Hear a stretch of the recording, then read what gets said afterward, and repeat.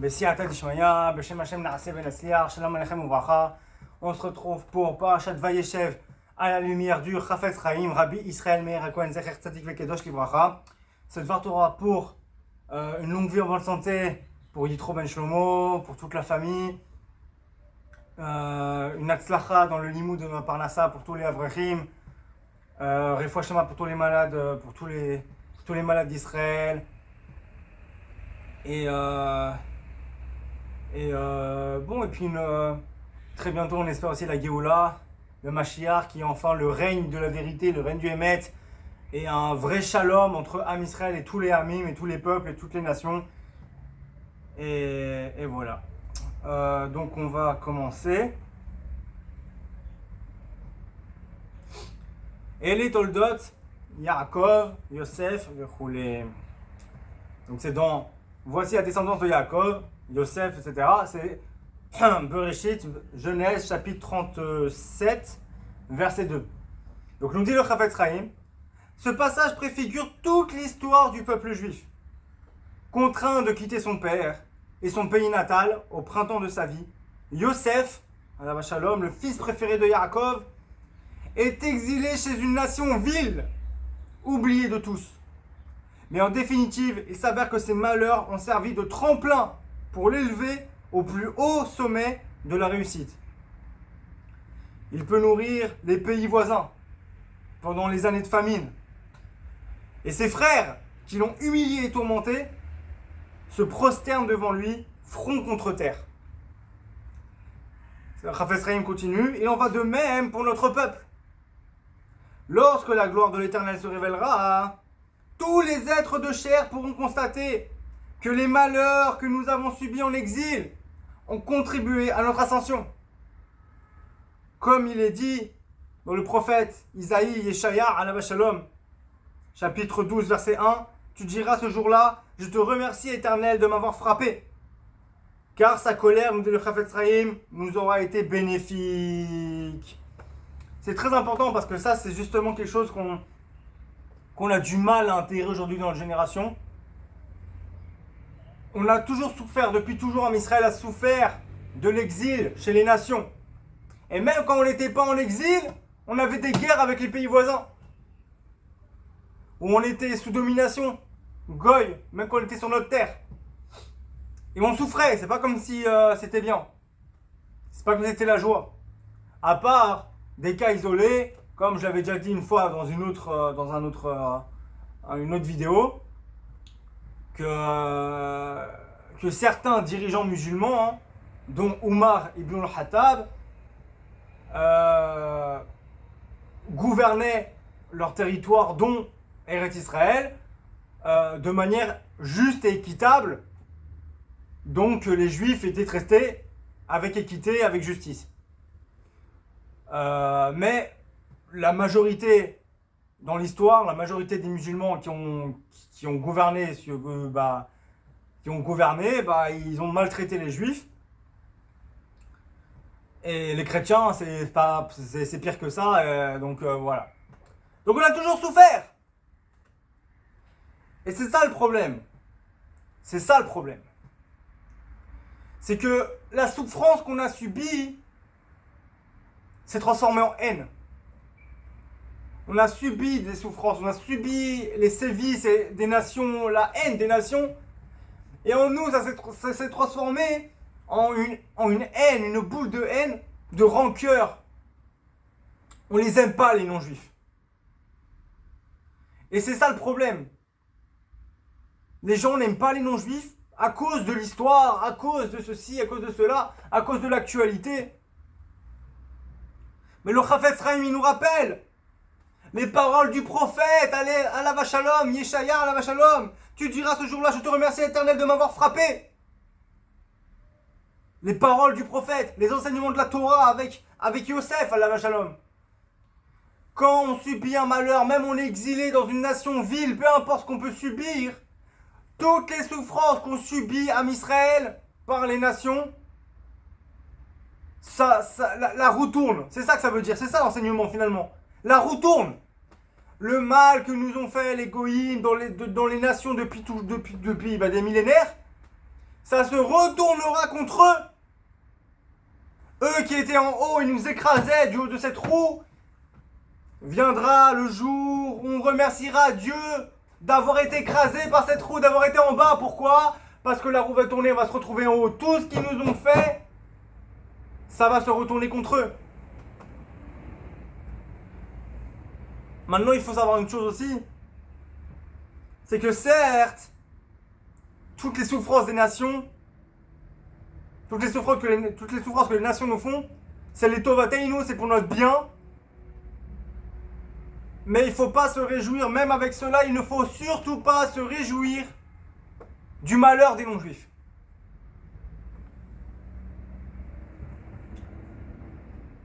Il faut se réjouir des bienfaits d'Akadosh Baruch Hu envers nous.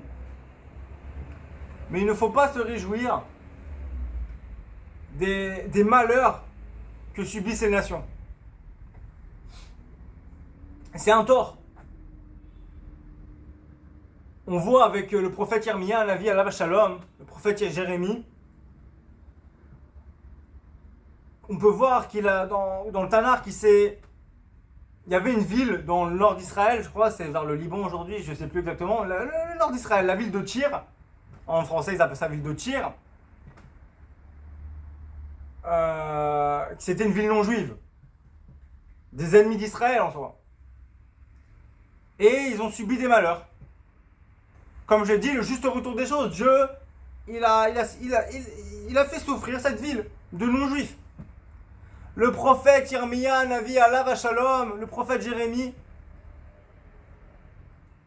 avait pitié de cette ville, avait pitié de ces non-juifs.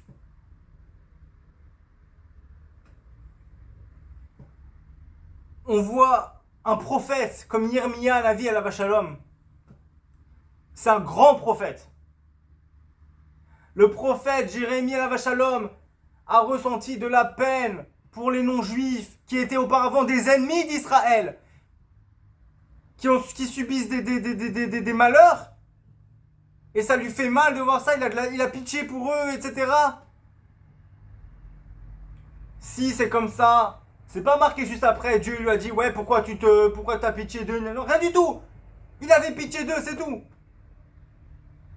Pourquoi il a pitié d'eux? Parce que peut-être il faut apprendre un peu de moussard, d'éthique et de morale du Tanakh, de la parole de Dieu, des prophètes, alayhim shalom, et comprendre que quand un prophète, il ressent de la peine, il a un peu d'humanité en lui, il a un cœur, il a une âme, ça lui fait pas plaisir de voir des ennemis, c'était des ennemis d'Israël, ça lui fait pas plaisir de voir des non-juifs qui étaient des ennemis d'Israël, les voir dans une telle souffrance, une telle peine. Ça lui fait du mal, il dit waouh, quand même, j'ai quand même pitié d'eux, quoi. Ce qu'ils prennent, quoi, c'est chaud, quoi. Et nous, on s'en fout. D'ailleurs, le Tanakh, on le lit pas, et puis même si on le lit de travers. Mais je comprends pas. Vous n'aimez pas les prophètes? Vous méprisez les prophètes? Vous prenez pas exemple sur les prophètes, alayhim shalom? Mais craignez votre Seigneur. Il nous envoyait des prophètes à Akadosh Baruch Hu. Ishtabar Shemo La'ad, il nous envoyait des prophètes grands, saints. Et on les prend pas en exemple. Des fois, on voit que des prophètes ont fait des erreurs, etc., etc. Bon, ça c'est de l'étude, etc. Faut voir. Mais dans ce cas-là, je suis désolé, il faut apprendre de Yermia, Hanavi, Alav Shalom, qu'il est normal, qu'il est saint, qu'il est apparemment convenable de ressentir de la peine, de la pitié pour des non-juifs qui souffrent. Même quand ces mêmes non-juifs, c'était nos ennemis.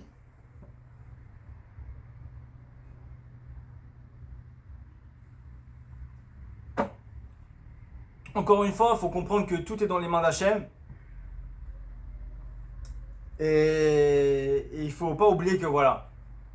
Encore une fois, tout le mal que les nations ont pu nous faire, ça se retournera contre eux et ce sera notre avantage à la fin des temps. Et que d'un autre côté, même quand ça se retourne contre eux, pas forcément qu'à la fin des temps, on peut voir aussi des événements, on peut voir dans l'histoire ou même encore aujourd'hui d'actualité, que Dieu il fait subir certains malheurs à certaines nations qui auparavant avaient fait du mal aux Juifs dans l'histoire. En tout cas, ça se retourne contre eux, mais même là, on ne doit pas se réjouir de leur malheur. En aucun cas. Ceux qui se réjouissent du malheur, en ce moment, ceux qui se réjouissent du malheur des autres, c'est les terroristes, hein, qui tirent à la mitraillette super contents quand il y a eu un attentat contre des juifs. Là, ils sont contents, ils font la fête. Bah, si vous aussi vous réjouissez du malheur des non-juifs ou des arabes ou je ne sais quoi, ben vous êtes pire que ces terroristes. Vous êtes pareil, mais même vous êtes pire parce que vous êtes juif. Un juif qui a la Sainte Torah, un juif qui est représentant de Dieu sur terre, et vous faites les mêmes bêtises. Vous êtes pire qu'un non-juif. Parce que nous, on a la Torah. Et la Torah ne nous enseigne pas de détester la création de Dieu. Et de se réjouir du malheur de la création de Dieu. Et je vais vous dire, ça va aller plus loin. Je vous parle des êtres humains. Et même d'un arbre. Vous voyez un incendie, vous ne devez même pas vous réjouir que des arbres sont en train de brûler. C'est la création de Dieu. On continue. Désolé, je me suis encore étendu comme d'habitude, mais ben voilà, je peux rien. C'est basé sur le Chafetz Chaim, encore une fois. Vayet el aderer vayomer avana avo elair. Il se dirigea de son côté et lui dit, laisse-moi te posséder. Chapitre 38, verset 16 de Bereshit, de Genèse. Donc le Chafetz Chaim, il nous ramène le Midrash qui précise qu'il se dirigea contre son gré. De là naîtra la royauté de David à la Shalom, et le Messie que nous attendons au plus tôt. Comme l'accusateur fait obstacle aux grandes réalisations du peuple juif, elles ne peuvent être atteintes par le droit chemin, mais uniquement par des voies tortueuses. L'histoire de Ruth et Boaz, allez Shalom, en est un autre exemple. Ah, ça, c'est ce que nous dit Chafetz Chaim. Il y a ici Maasai la Meler, des petites anecdotes intéressantes. Le Chafetz Chaim incitait ses élèves à faire preuve d'un grand zèle à l'exemple de Boaz sur lequel Noémie témoigne dans le livre de Ruth, chapitre 3, verset 18. Car l'homme n'aura pas de repos avant d'avoir terminé l'affaire le jour même. D'après la tradition, Boaz mourut le lendemain de ses noces. Ainsi, sans son empressement à accomplir la mitzvah qui lui incombait après le désistement du proche parent qui avait la priorité, à savoir racheter les champs d'Elimelech et épouser Ruth pour perpétuer le nom de Machlon, mort sans enfant, le roi David et toute sa dynastie n'auraient pas existé. Comme quoi, il y a un empressement dans les mitzvot, ça c'est important, mais on va pas s'étaler là-dessus. Il y a une autre histoire de Maasai la Meler. Un pauvre vint se plaindre devant le Chafetz Chaim de son triste sort. Pendant des années, il avait gagné tout juste de quoi vivre.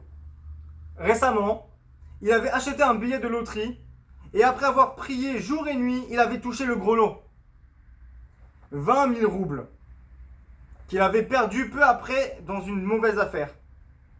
Le Chafetz Chaim lui répondit en soupirant, « Je ne peux rien faire pour vous. Il est en effet écrit dans le livre Hesed l'Abraham que l'on proclame dans le ciel pour chaque homme s'il sera riche ou pauvre. On proclame également combien il gagnera chaque semaine pour sa subsistance. Et puisque vous gagnez chaque semaine de quoi vivre, pourquoi avez-vous donc importuné Dieu en demandant la faveur de gagner à la loterie? On nous a pourtant accordé de gagner d'un coup la subsistance de plusieurs années. Que puis-je faire pour vous aider désormais? C'est hyper fort, c'est incroyable ça. Ça par contre, il faut faire un petit commentaire là-dessus parce que c'est intéressant. Parce que comme ça, au premier abord, on pourrait croire que les prières se retournent contre nous finalement. Pour ceux qui prient pour gagner le loto, et ben, d'après Chafetz Chaim, qui se base sur le livre Hesed l'Abraham, comme Akadosh Baruch Hu, il nous dit chaque année, chaque Rosh Hashanah, on aura telle part de Parnassa, on gagnera ça, on perdra ça, on gagnera ça, on perdra ça. Tout est calculé. Celui qui prie. Alors on pourrait croire que oui, mais alors si tu pries pour gagner au loto, et que c'est pas prévu par Dieu que tu gagnes une telle somme d'argent, bah alors tu gagneras pas au loto. Et Chafetz Chaim me dit non! Si tu pries Et tu pries. Et tu repries. Et les mérites, les mérites de ta famille, les mérites de tes ancêtres. Et t'as prié, et t'as pleuré, et t'as imploré pour gagner au loto. Au bout d'un moment, Dieu, il t'exauce. Ah, mais si il t'exauce, nous dit le Chafetz Chaim, il se peut que tout l'argent que tu gagnes, en fait, c'était l'argent que tu devais gagner de toute cette année au total. Donc au final, tu n'as pas gagné plus que ce qui avait été prévu à Rosh Hashanah. Tu as juste en fait condensé tout ce que tu aurais dû gagner en un an. Ça s'est condensé en une fois. On va me dire c'est gros, c'est pas possible. J'y crois pas que moi dans l'année j'aurais eu autant au total, tant d'argent, hein, des millions, impossible. Écoutez, c'est ce que nous dit le Chafetz Chaim apparemment, c'est que faut faire très très attention à ce qu'on prie. Parce qu'en fait ça peut se retourner contre nous. Même si d'un coup, même des fois, je vais vous dire, il se peut des fois que Dieu nous accorde des faveurs, des biens, des choses. Mais en fait d'un côté, on est entre guillemets perdant. C'est-à-dire que Dieu, normalement, il n'exauce pas nos prières quand elles va contre nous, quand c'est pour notre mal. C'est-à-dire que bon, quelqu'un, il demande d'être super riche, mais Dieu, il sait très bien que quand il sera riche, il va délaisser la Torah. Alors, il va pas le faire devenir riche. Mais d'un côté, on dit oui, mais il y a Koachat Fila, on prie, etc. Shomea Tefilat Kolpe, il entend nos prières. Alors, on prie. Et au bout d'un moment, on dit que 10 prières, 20 prières, 50 prières, 100 prières, 200 prières, Dieu il t'exauce. Et au bout d'un moment, même quand Dieu il veut pas t'exaucer les khatri là, si tu pries, au bout d'un moment, au bout de la millième prière, bah Dieu en fait il est entre guillemets obligé de t'exaucer. Parce que sinon c'est injuste. À quoi sert la prière? C'est que t'as tellement prié, bah qu'au bout d'un moment Dieu, bah il exauce, c'est comme ça, c'est un fait. T'as prié, voilà. T'as demandé, t'as prié, t'as supplié. Bon, bah au bout d'un moment, ok. Le problème, c'est que ça se retourne contre toi. Et c'est pour ça que des fois, faut faire attention. Faut pas croire parce que oui. Faut pas croire que Dieu il nous abandonne. Faut avoir une confiance en Dieu que la parnassa, elle viendra. Vous êtes un étudiant à Vrère, vous êtes à Vrère. Votre femme a accepté dans sa grande générosité, alors qu'elle n'est pas obligée de travailler pour que vous puissiez étudier au collège. Ou je ne sais pas, vous étudiez à mi-temps, vous travaillez à mi-temps, peu importe. Il faut avoir confiance que la parnassa viendra. Vous ne manquerez de rien. Manquer de rien, bien sûr, ça ne veut pas dire que Dieu... Bon, j'ai confiance en Dieu. Moi, je sais, Shabbat, ça va être 10 plats, 10 000 salades. Tous les jours, je vais manger le shawarma. Dieu, ce qui nous promet, entre guillemets, pour celui qui a confiance en Dieu, c'est la subsistance. La parnassa. Subsister. C'est quoi subsister? C'est pas la richesse. La subsistance, c'est subsister. On dit ce qui subsiste, c'est ce qui reste. Les vivre, quoi. C'est vraiment le minimum. C'est-à-dire qu'il ne faut pas vous attendre. Quand tu as confiance en Dieu, la confiance par rapport à la parnassa, par rapport à la subsistance, oui, Dieu ne nous abandonne pas, on manquera, c'est ne manquer de rien, c'est pas avoir trop. C'est-à-dire le Shabbat, vous n'aurez pas 3 plats différents pour chaque repas. Et 10 et 20 salades. Non, vous aurez une salade. Une salade, 2 chalotes. Voilà, vous aurez les chalotes, une salade et un plat pour 3 repas. Mais vous manquez de rien. Vous ne mourrez pas de faim, vous avez, bon Hachem. Vous avez vos chalotes, vous avez votre vin, votre jus de raisin, vous avez une salade et vous avez une ou 2 salades et un plat. En assez grande quantité pour avoir pour 3 repas. C'est tout. Et c'est ça la confiance en Dieu. Vous avez confiance en Dieu, vous aurez ça. En journée, pour la journée, vous n'aurez pas le restaurant et le shawarma, etc. Mais Dieu, il ne vous laissera pas mourir de faim. Et vous aurez un toast. Vous aurez un toast au fromage. Vous aurez mangé un peu. Vous ne mourrez pas de faim. C'est ça, hein, la confiance en Dieu. Faut pas croire que, ouais, j'ai confiance, mais regarde, voilà, je me fais jamais plaisir, j'ai rien, gna gna gna gna gna. Alors je vais prier pour le loto. C'est des conneries. C'est des conneries. Il faut vous mettre dans la tête que Dieu, c'est le roi des rois. De la même façon qu'un roi humain, il doit gérer son royaume. Il doit gérer les stocks de vivres dans le pays, ce que les paysans ils font, prendre ce que les paysans ils font pour pouvoir, etc., etc. Bref, il doit gérer pour qu'il y ait de la nourriture pour tout le monde. La plupart des rois humains, ils gardent toute la bouffe pour eux et les paysans, ils ont des miettes. Akadosh Baruch Hu, Noten Lechem, le Chol Basar, il donne du pain à toute chair, donc même aux non-juifs, à toutes les nations. Donc, Poteach et Yadecha, Masbia, les Chol Chai Ratson. Il nourrit, comment on dit, rassasie toute vie. Toute vie. Même les animaux. Donc Dieu, il doit gérer tout ça. Donc Dieu, en tant que roi, il gère. Eux, ils ont autant. Le chien dans la rue et le chat dans la poubelle, et ils pourront manger ça. Et là, le goy là-bas qui est en Australie, lui, il pourra avoir ça. Tiens, le juif là-bas aux États-Unis, il aura ça. Il gère. Et c'est ça la confiance en Dieu. Se dire, Dieu, il gère tout. Et ce que j'ai, je le mérite. Ce que j'ai pas, c'est que je le mérite pas. Parce que Dieu, il est juste. C'est presque du blasphème. Des fois, ce manque de confiance en Dieu peut mener au blasphème. Ah, Dieu, il sait pas ce que j'ai besoin. Ah, Dieu, il m'a pas donné ce que j'ai besoin. Mais tu te prends pour qui? Je dis ça, je vous le dis à vous.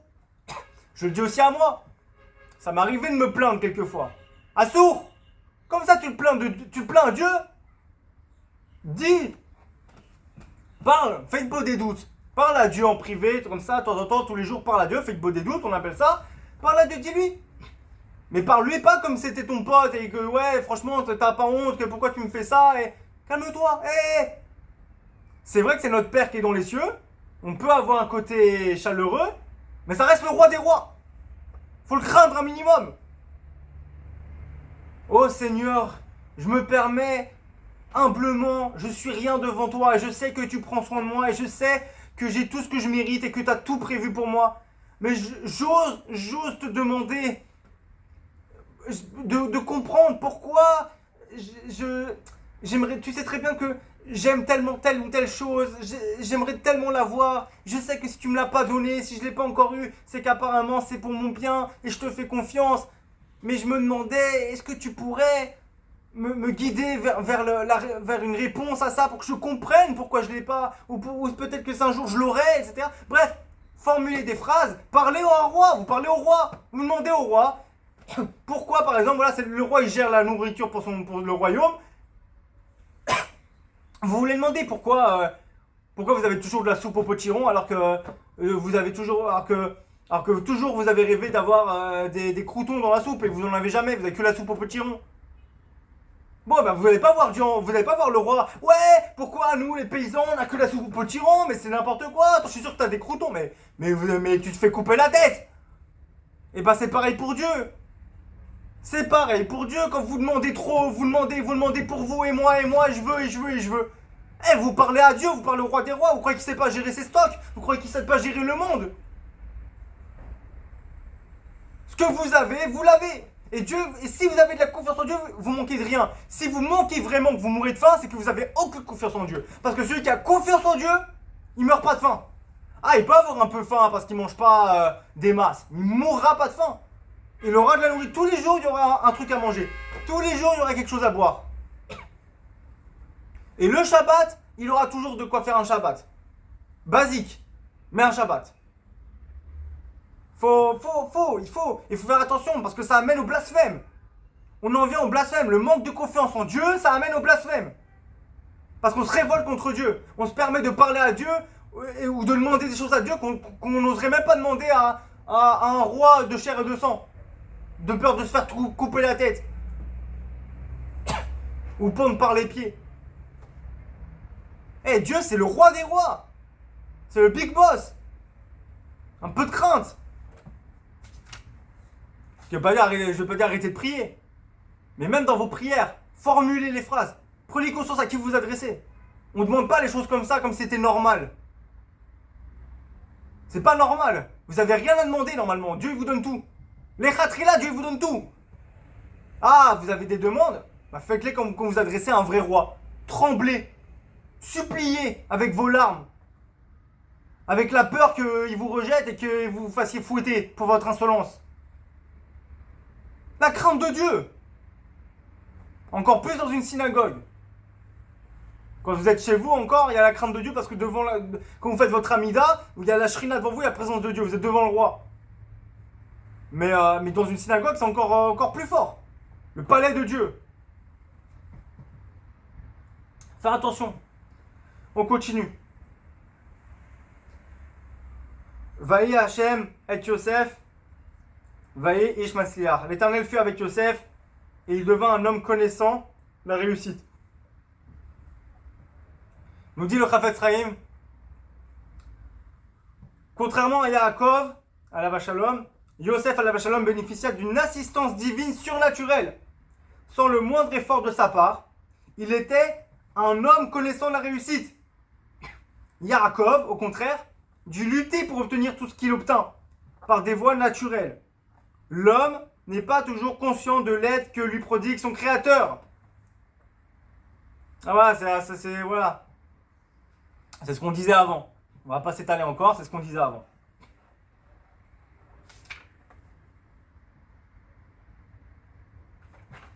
On a maintenant le dernier verset. Le verset d'avant que j'ai cité, excusez-moi. Chapitre 39, verset 2. Là, chapitre 39, verset 11. Vayavo abaïta la asot melarto. Il va à la maison pour faire son travail. Nous dit le Chafetz Chaim, selon un avis, dans traité Sota, page 37b, Yosef, à la Shalom, vint ce jour-là à la maison de Potiphar avec l'intention de céder à ses désirs. On le déduit de la suite du verset, il n'y avait personne dans la maison. Puisque Yosef a enfreint l'interdiction de se retrouver seul avec une femme, il voulait certainement fauter avec elle. Alors, c'est ce que nous dit Chafetz Chaim, il nous rapporte en fait cet avis-là, que Yosef Hatzadik, à la Shalom, il avait reçu tellement de pression qu'au final il allait céder. Apparemment, Mandé Amar, un avis dit que finalement, ouais, il allait céder. Et au dernier moment, quand il s'est fait, entre guillemets, agripper par la femme de Potiphar, là il s'est enfui, là il s'est barré. Mais il allait céder, les khatrila, il allait céder. Ouais, comme quoi, si Yosef Hatzadik à la Shalom, il a failli succomber au désir des femmes, et ben nous, pauvres hommes qu'on est, pauvres débiles, pauvres nuls de cette génération de nuls, on devrait kolcheken, qu'on tombe et qu'on faute avec les femmes. Et c'est en ça qu'on doit apprendre de la Torah, apprendre des patriarches, apprendre des prophètes à la Shalom. Dans ce qu'ils font de bien et dans là où ils se sont trompés, où ils se sont fait des erreurs. C'est là pour nous apprendre, pour nous enseigner. Il le dit, Chafetz Chaim. Il n'y avait personne dans la maison, dit le verset. On dit Chafetz Chaim, puisque Yosef a enfreint l'interdiction de se retrouver seul avec une femme. C'est une interdiction. Et vous dites pas oui, mais moi, Shavash, j'étudie la Torah, mon père c'est un rabbin, et moi j'étudie la Torah, ou ceci, ou cela, et moi je suis Shomer Negiah de toute façon, je touche pas les femmes de toute façon, donc c'est pas grave, je peux me retrouver seul à seul avec cette femme, de toute façon elle est pas très jolie, et bah c'est une erreur. C'est un interdit, et Yosef Hatzadik Avashalom qui a transgressé ça, il a failli tomber. Alors si Yosef Hatzadik Avashalom il allait tomber, alors nous, Kol Sheken, d'autant plus qu'on va tomber. Voilà. Donc ne pas négliger cet interdit de Yehoud, d'isolement avec une femme. Très important. Faire très très attention. Voilà. Donc on a dit ce Torah pour une longue vie, en bonne santé pour Yitro Ben Shlomo et toute la famille Kugler. Enfin, toute la famille de Yitro Ben Shlomo. Au sens large. On a dit pour les malades d'Israël. On a dit pour la Parnassa et la Slacha dans le Limoud, dans la réussite dans l'étude de Torah. Et la Parnassa pour tous les Avrechim, les gens qui étudient en Kollel. On a dit pour la Géoula, Bekarov, Bimera Beyameinu, avec le règne du Hémet, le règne de la vérité. Et enfin, un vrai shalom, une vraie paix entre Am Israël et tous les Amim et tous les peuples et toutes les nations. Une vraie paix, un vrai shalom.